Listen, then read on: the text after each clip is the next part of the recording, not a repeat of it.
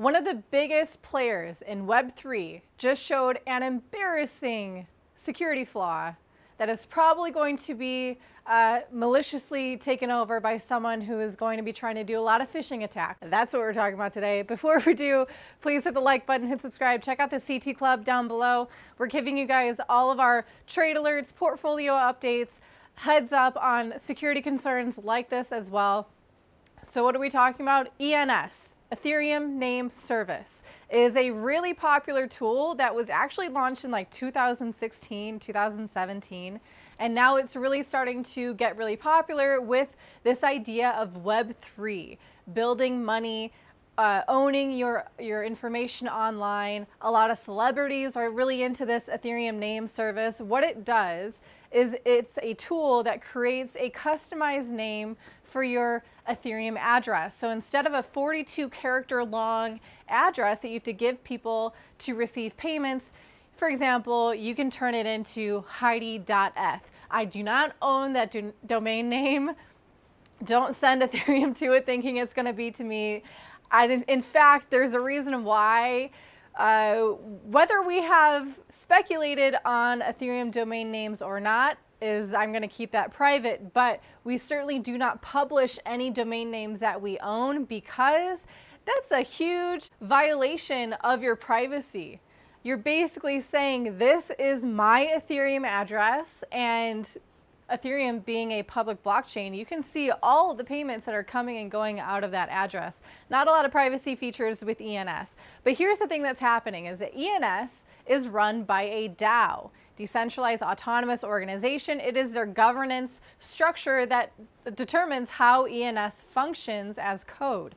Now, ENS DAO uses a GoDaddy domain name for a lot of their communications. That domain name is eth.link. That one is expiring. It actually technically has already expired, and it's going to be up for auction on September 5th. So why doesn't the owner just go ahead and renew it? Well, the owner is Virgil Griffith, one of the Ethereum developers who in 2019 went to North Korea to teach them how to use blockchain technology to get around sanctions. US found out about it. He is now in prison for 63 months and has a $100,000 fee to pay to the US government. So he can't. His lawyer tried to renew it on his behalf. GoDaddy let him do it for a second and then they reversed it. So yeah, this eth.link domain on GoDaddy is going to be up for auction on September 5th. Maybe the ENS DAO can get their funds together and make that purchase and win that auction and get ownership over that domain name again. Maybe they don't. Maybe someone with malicious intent has their eyes on it and the deep pockets to buy it if it's expensive. Probably is, because there's a lot of attention being paid to it. And they'll buy it and then they'll use that for phishing attacks, for tricking people into thinking it's actually messages coming from Ethereum or the ENS DAO and changes to ENS names. Basically, there's a lot of high risk there. They put a lot of their communications on a centralized entity that is GoDaddy. Those are domain names.